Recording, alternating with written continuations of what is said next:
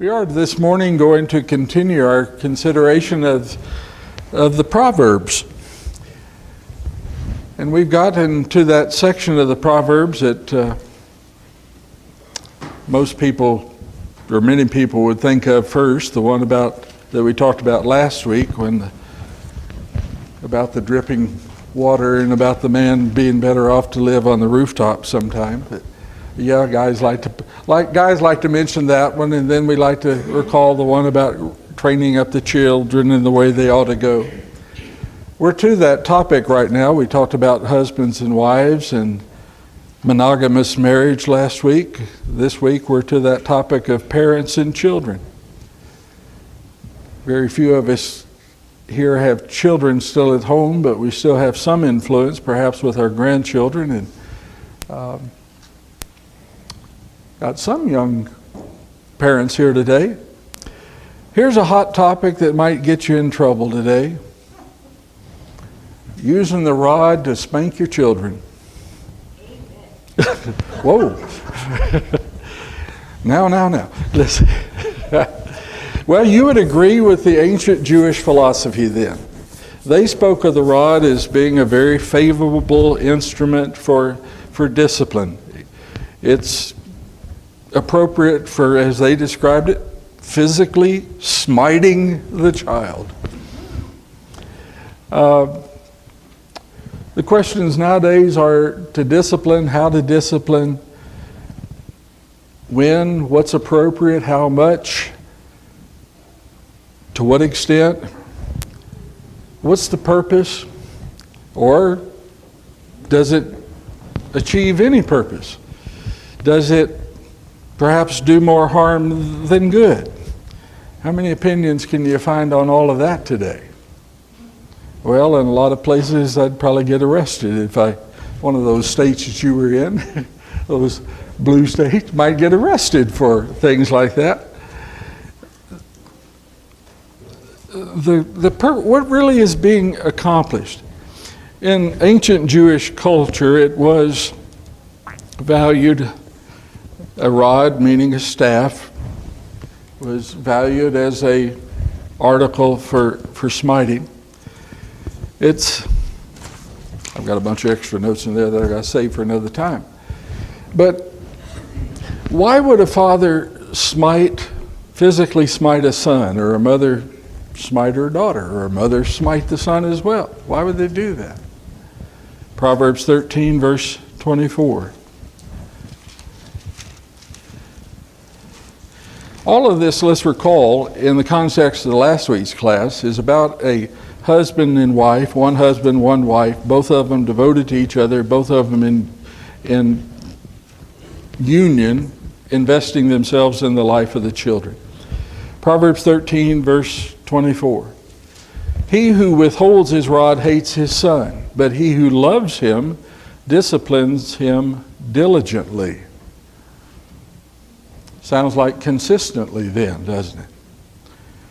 Probably most important aspect of it would be consistency, diligently, devoted to training up the child, disciplining the child. It's been said, some of you remember Denny Petrillo being here. He used to say it. Sometimes it's true that you can straighten out the child by bending them over. And so a little heat on the seat sometimes is necessary. But how much heat on the seat? How much is appropriate? When does it accomplish good? Look at Proverbs chapter 23, verse 13 and 14.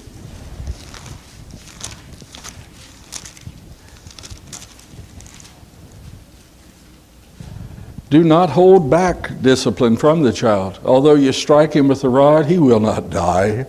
You shall strike him with the rod and rescue his soul from Sheol. What's the purpose? It's obviously for good. To save him from trouble. Ultimately, to save him from the consequences of living a foolish life. Yeah. And we'll see it. He's talking about two kinds of discipline. There is the physical, which reinforces the verbal, the corrective teaching. But again, what's the motive? What's the intent? I mean, again, some heat on the seat will do more harm than good, although all the kids crying might sound like he's dying, but he's not really dying. One of my boys could really milk it. It wasn't Byron, so it's the other one. But for every child, for every circumstance, all the time, diligently training. We had some friends, and Byron will know who I mean, who boasted in, it seemed like, in beating the kids every time they rolled their eyes. You know, no, it's. This assumes that the father is using wisdom, so it's not just a beating, but it's actively training. And what Charlene just alluded to, it's a good reinforcement. Look at Proverbs 22 and verse 15. Foolishness is bound up in the heart of a child. The rod of discipline will remove it far from him. Well, sometimes a good old ornery streak perhaps does help to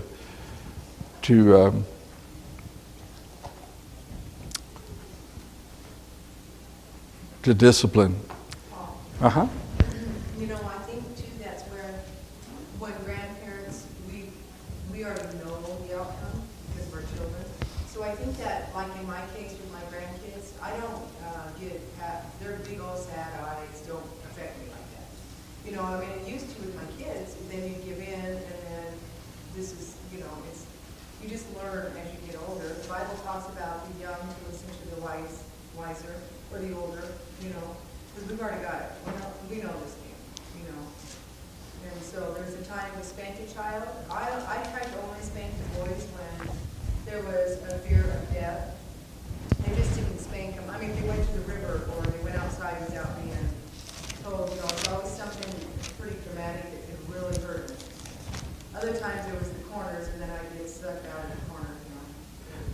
I always remember when our daughter was little, we lived on a fairly busy street, and she just toddled right out in the road, and Dina snatched her back and swatted her on a padded behind. And she turned right about around and went back in the street, and Dina pulled her back, pop. She went back the third time and looked back at her and just went, pop. And that was appropriate. That's called reinforcement. Yeah, you know. I mean, there was that open rebellion. Let's just see. Well, discipline was needed.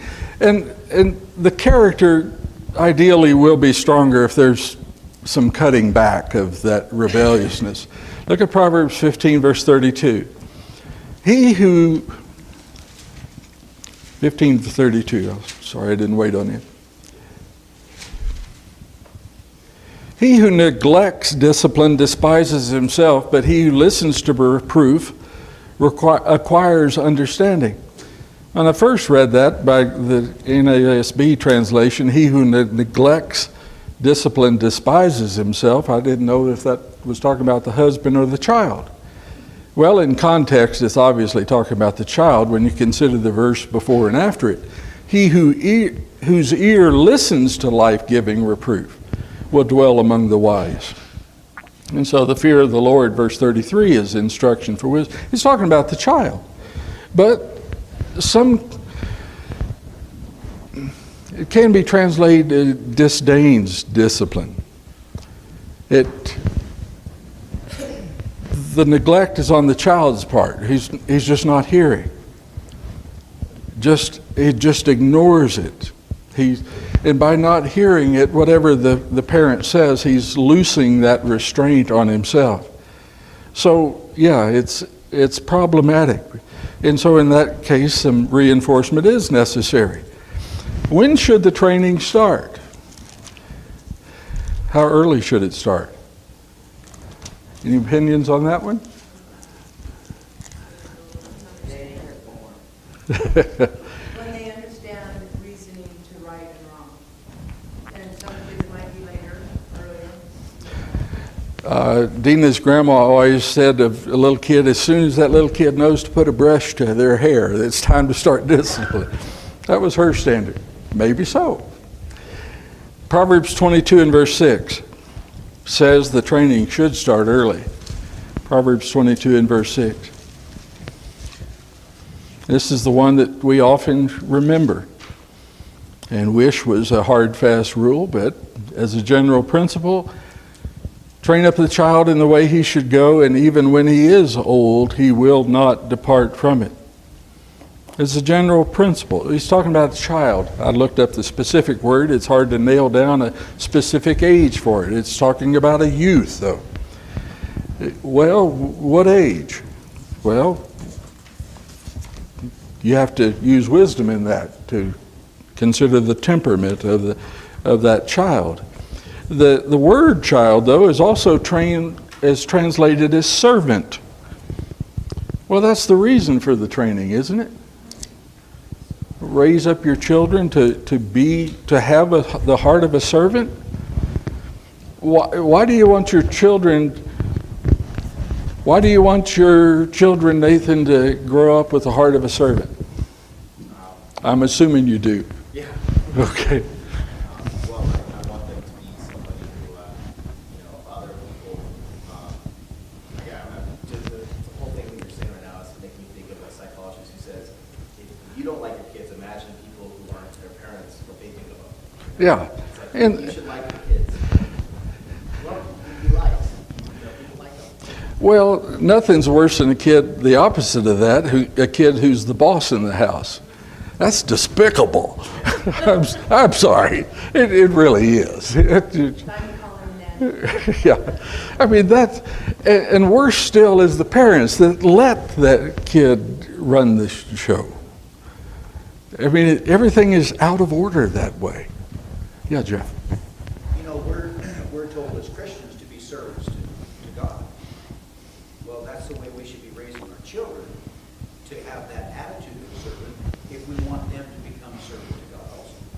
You have to understand that Proverbs is all about training to us a standard which results in a blessed life, and a standard sets all things in order, as God did from the very beginning. When you get everything set as God has said, it works. And so, look at Proverbs 29, verse 15. Here's an example of what I alluded to earlier, two kinds of training. 15. 29:15.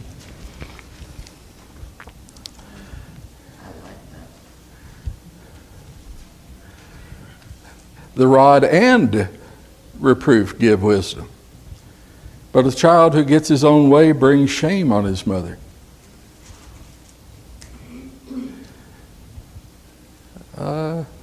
It brings up another long story.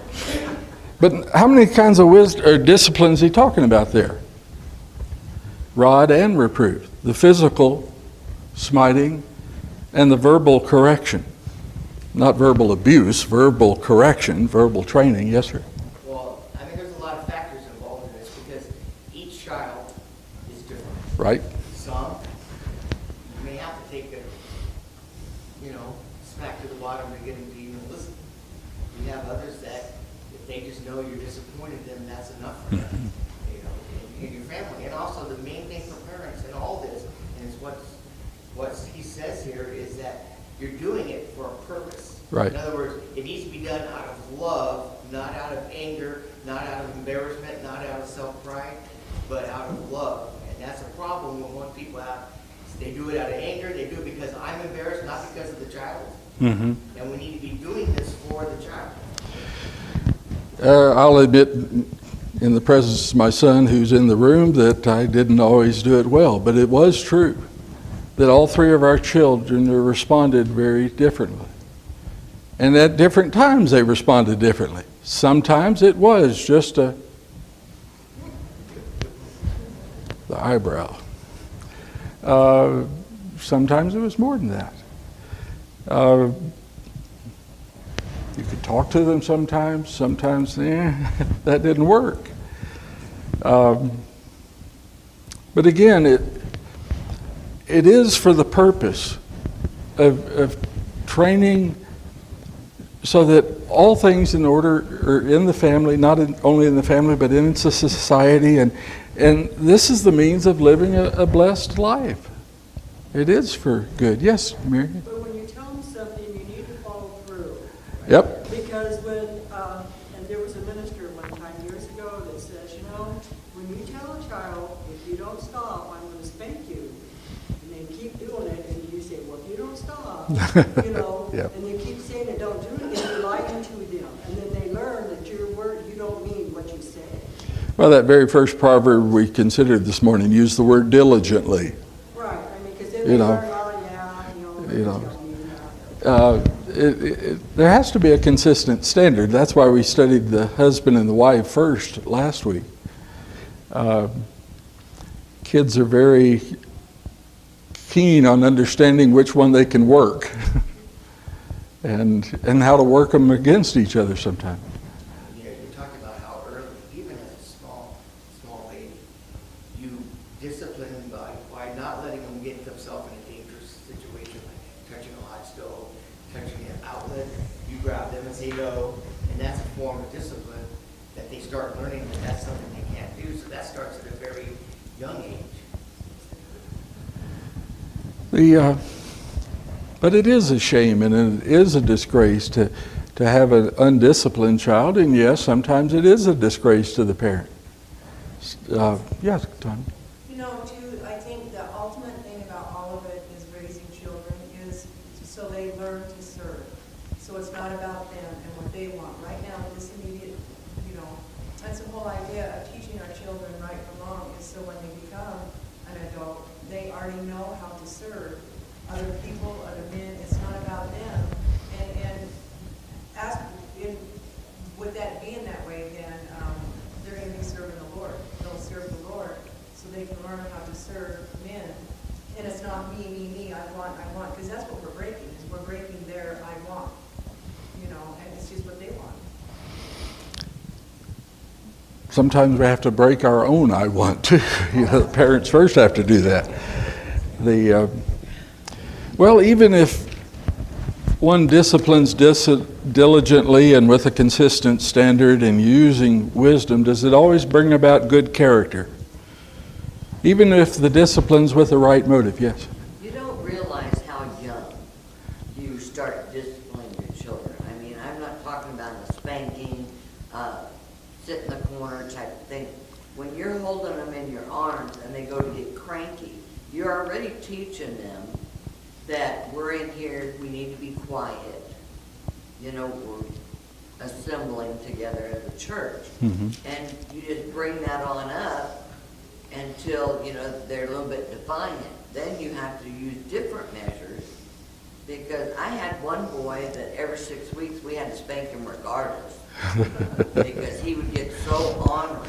Just time to clean the plow, huh? And then once you spanked him, he was good again for a couple of months, and then you just knew when he needed another spanking. Then I had one that I could raise my eyebrow, and he would just start crying. Yep. And if you told the second one, I'm disappointed in you, he would just, get all tight. The oldest one, I'm disappointed in you, and he'd go, I got her again, type of thing. So you had to learn by each one from the very beginning when you first start taking them to church. You're using a form of discipline just by bringing them to church. Yeah, just that set standard that we go to church on Sunday. Exactly. That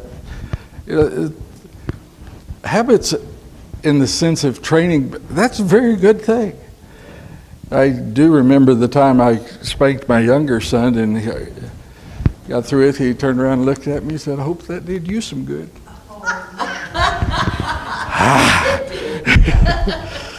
Well, yes, but does it automatically bring about good character in this child?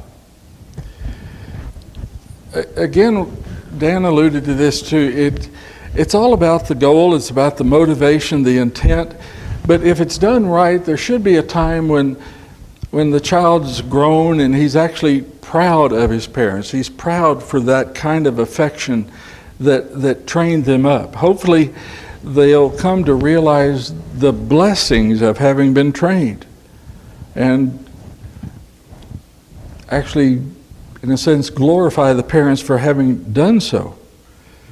This kind of direction, this kind of guidance, even as Charlene talked about, this routine that we go here and this is how we behave here, and this, that is the best resource there is for parents. We've considered it before among the Hebrews. The first responsibility is to instruct, and this mother with him then fills in the teaching and the application of it. But sometimes today it does seem that parents put their kids kind of on automatic pilot. You kind of alluded to this Wednesday night. Automatic pilot, and you set them out in the world and you think, well, when they get to the other end, about 21, they'll be responsible adults and know everything that, not working very well. Is, again, this matter of habits and lifestyle. Look at chapter 3, verse 21 through 24.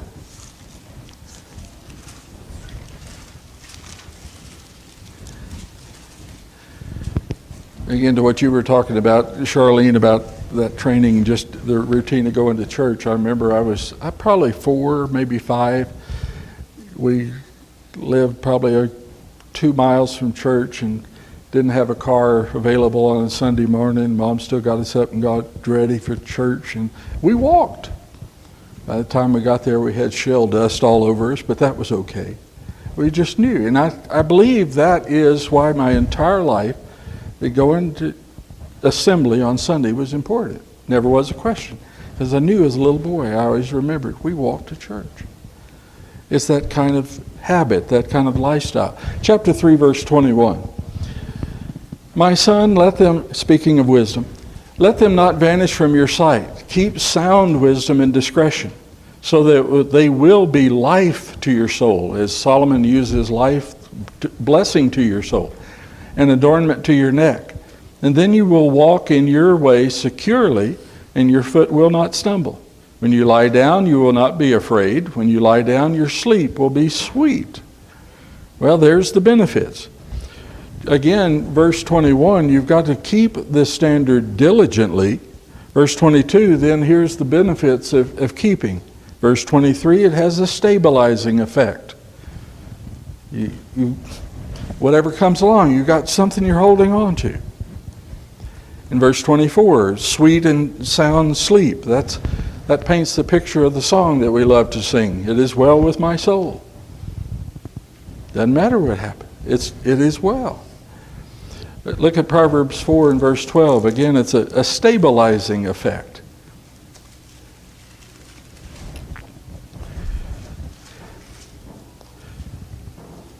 When you walk, your steps will not be impeded. If you run, you will not stumble. Your steps will not be impeded. It doesn't mean that things won't get in your way, but you know how to maneuver around them. You know how to accomplish what you've purposed or what you ought to do. It really paints the picture you're an overcomer. And so, if you run, you will not stumble. Well, sometimes you will, but you know how to get up. And you know how to begin again. It's a stabilizing effect. We see it in the New Testament as well, a passage that is very familiar to us, 2 Timothy 3. 2 Timothy 3, beginning in verse 14.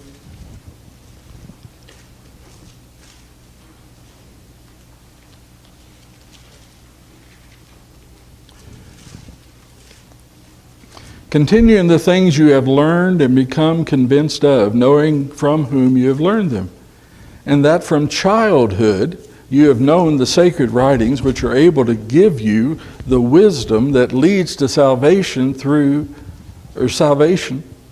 faith, which is in Christ Jesus. All Scripture is inspired of God and profitable for teaching, for reproof, for correction, for training in righteousness, so that the man of God may be adequate, equipped for every good work. Yes, things are going to come along that impede your step. Sometime you are going to fall.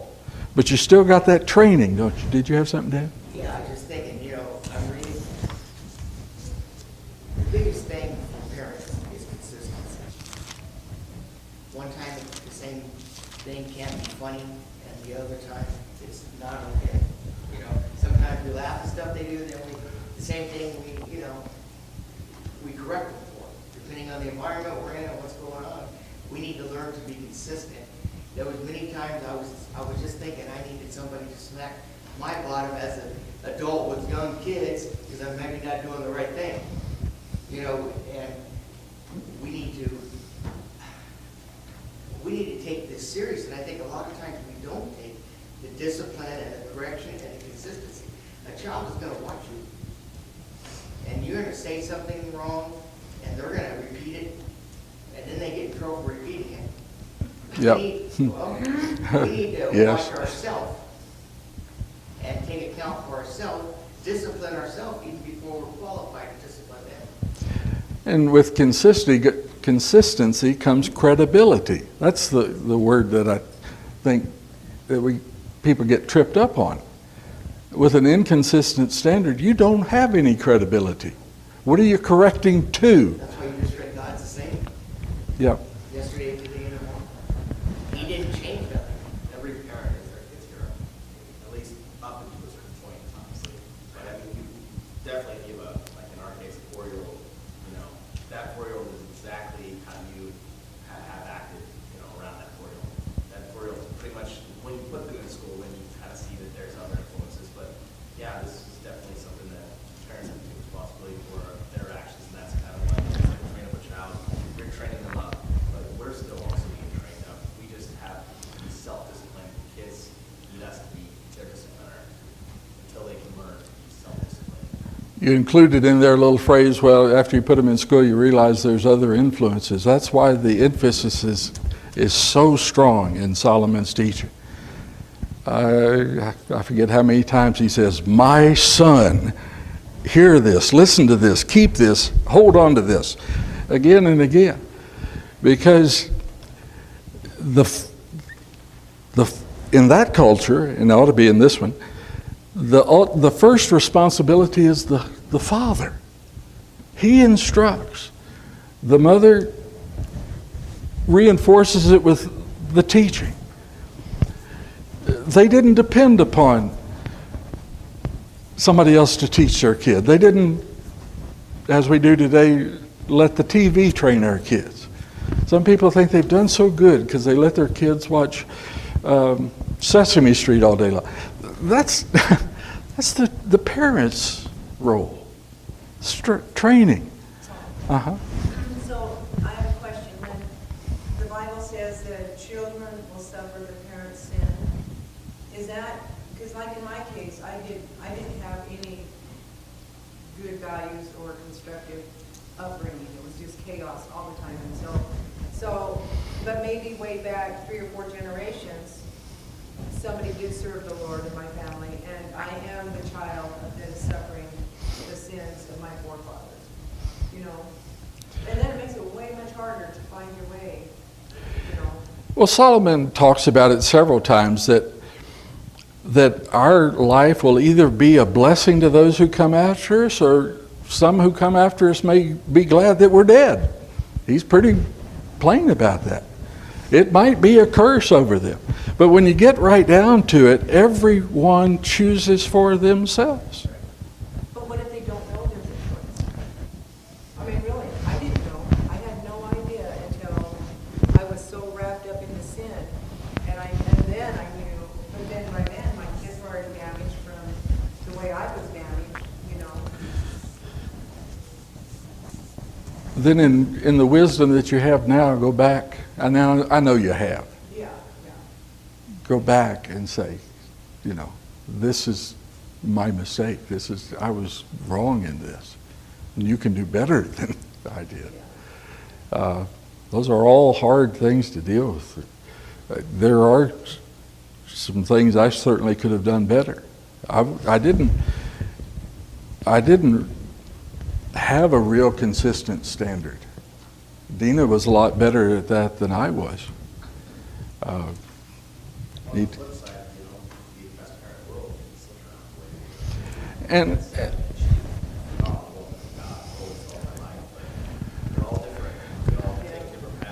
And Solomon talks about that. The son might outright despise the parents for that training that they tried to, as the son would see it, inflict upon them. Look at Proverbs 15 and verse 20. I mean, even with the best training, some children are not going to heed it. They'll consider it maybe just so much noise. 15 verse 20, a wise son makes the father glad, but a foolish man despises his mother. Didn't want any part of that. Making the kid toe the line. No, they despise that. There are, as several of you mentioned, different kinds of people. There's different kinds of sons and daughters. Some that will appreciate, will value that training, and some that will not. Look at Proverbs 30, beginning in... 21, Uh-huh. I really like it. It says, folly is a joy to him that lacks sense, but a man of understanding walks straight ahead. And that follows that up. There are going to be some of those who are not going to have enough sense to see the straight and narrow, and they're just going to fall away, and whatever they think they're doing, they're happy with. Just a matter of desire, Yeah, really. discipline. Yep. In Proverbs 30, beginning in verse 11, there is a kind of man who curses his father and does not bless his mother. There is a kind who is pure in his own eyes and yet is not washed from his filthiness. This guy thinks pretty highly of himself, doesn't he? Verse 13, there is a kind, oh, how lofty are his eyes, and his eyelids are raised in arrogance. This is just one that will not accept instruction, will not put himself in the place of being a servant. He's arrogant. There is a kind of man whose teeth are like swords and his jaw teeth like knives, to devour the afflicted from the earth and the needy from among them. This is what Solomon's trying to train out of his own son, Rehoboam. That when he is in power as his father is, that he's not going to be that kind of leader in Israel that devours the poor and the afflicted, that abuses him. He's trying to train up a gentle and a good son. But some, as you go back and read about Rehoboam, just wouldn't have any part of it. And so there's that kind of child in verse 17, chapter 30, verse 17. The eye that mocks a father and scorns a mother, the ravens of the valley will pick it out, and the young eagles will eat it. That's what's coming to that child, that kind of ruin. But they just will not listen to that. There's a kind of child in that way that would steal honor from their parents rather than glorify the parents for trying to raise them up as they should go. Proverbs 19 and verse 26.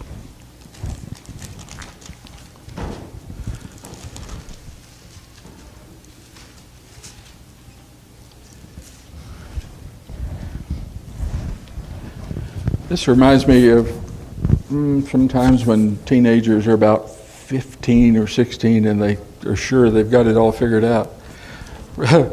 Proverbs 19 verse 26 or 7. Cease listening, my son, to discipline, and you will stray from the words of knowledge. Again, it's this matter of diligence, consistency, credibility. As soon as you stop listening, what happens to discipline? This doesn't only apply to children, this applies to Christians who've been Christians for decades. Cease listening to the Word of God, and what happens to discipline? It's gone, isn't it? It's gone. Well, some just don't listen. It's not only a present problem, it's an ancient one.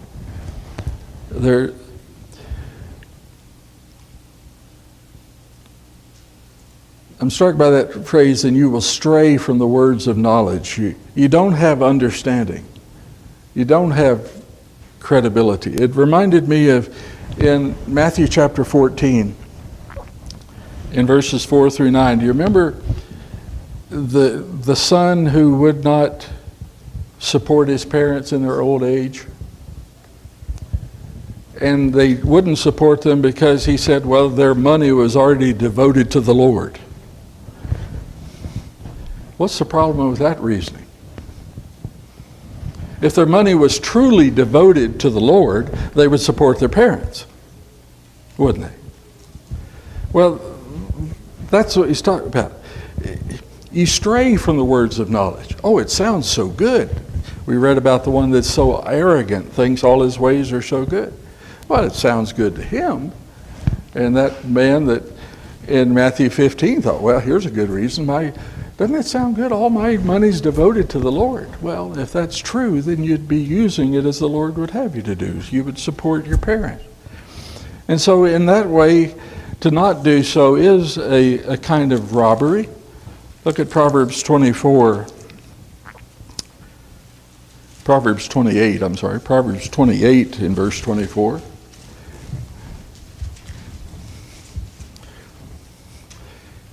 He who robs his father or his mother and says it's not a transgression is the companion of a fool who destroys. That same situation. You know, if you would either rob your parents of the honor that they're due for raising you as they did, or you would rob them by not caring for them in their need, that is to destroy them. It is to despise them. Well, sometimes the parents may be to blame. Proverbs 29 verse 15. Maybe they didn't start the training early enough. We touched on this one earlier. The rod and reproof give wisdom. But a child who gets his own way brings shame on his mother. Maybe it was all rod and no correction, no training. Maybe it was all teaching, but no reinforcement. Yes, sir. I just want to note that it seems like all these proverbs is the sowing and reaping principle. Yes, sir. It's true in all through here. Reap what you sow. Pretty consistent through the entire book of Proverbs, isn't it? And Solomon talks about it a lot that way. What investments are you making? For being in retail, I always think about ROI, return on investment. For what you put into it, what do you expect to get out of it? How diligently are you investing in it? Are you investing it wisely? Solomon talks about that a lot. You're absolutely right. The whole book is that way. If you're working together with your wife for the same purpose, investing this training in your children, there is an expected ROI, return on the investment. Reaping and sowing. And all of that is sowing according to a godly standard, a fixed, godly, consistent, credible standard. That is what Solomon says really results in life. Well, the child, though, might be too wrapped up in self. Look at Proverbs 17, verse 21.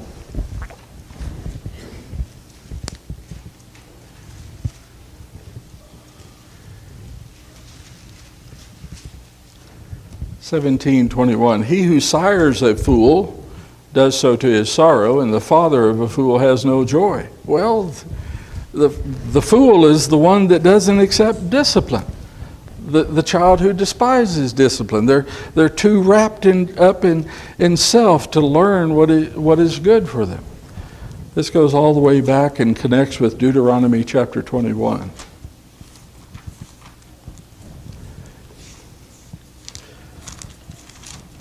Deuteronomy 21, beginning in verse 18.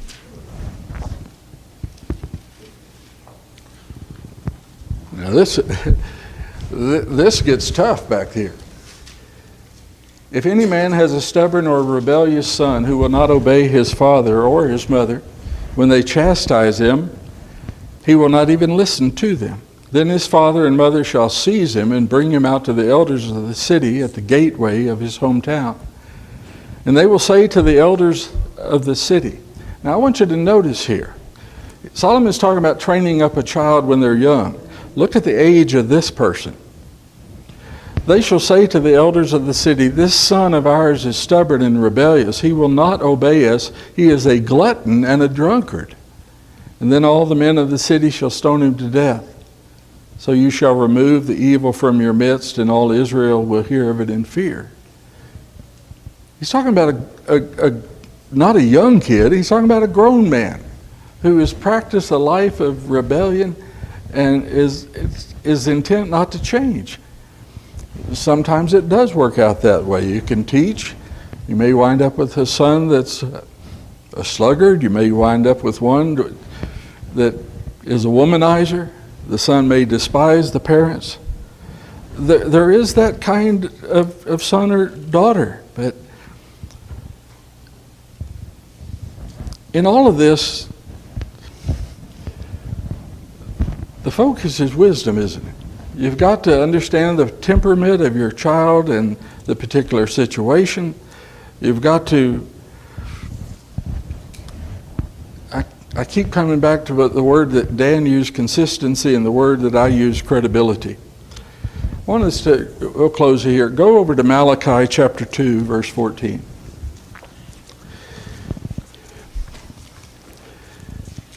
It's all about the goal. It's about the parents. It's about what they want to accomplish not only in their lives but in their children's life. Malachi 2, verse 14.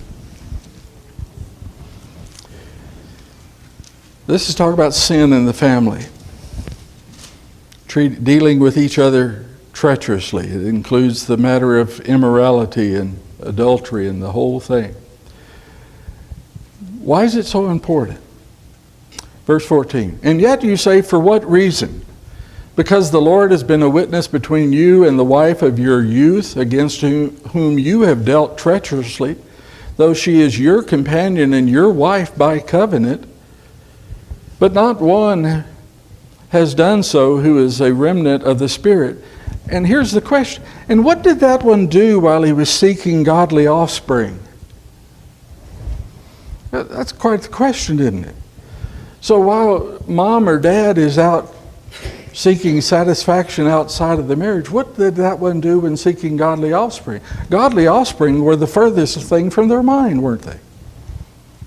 You don't raise godly children by living yourself by that standard. There's no credibility in it. You don't have any credibility. When people are wrapped up in self and serving their own lust, are they thinking about godly children? No.